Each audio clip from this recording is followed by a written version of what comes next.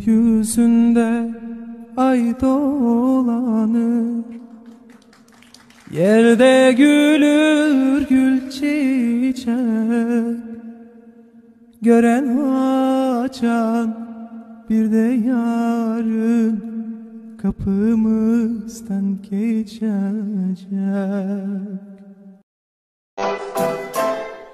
Menden dönsen ey gel, ayın güneşin söyle, gönül verdiğim garu mehabbetimi.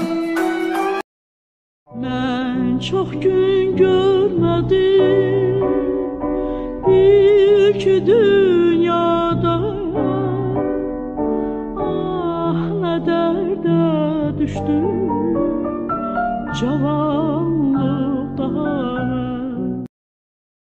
Gece geçir ay dolanır üfüqdə, göy xəzərin sinəsində meh əsir. Nergizleri gözü yaşla dolanda, ben ökçələr baxıb qəmgin olanda, qərənfili gözü yolda qalanda. Ərənin baxtına bir gözəl düşər, sən də təkcə mənim adıma düşdün, nazəndə sevgi.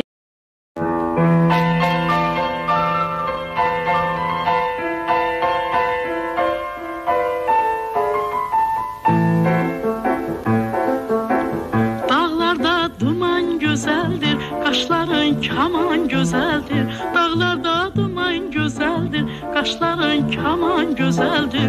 Üstünə heç bir söz olmaz, gözlərin yaman gözəldir. Üstünə heç bir söz olmaz, gözlərin yaman gözəldir. Alıbdır ağlımı başdan, keçmək olmaz bu göz qaşdan.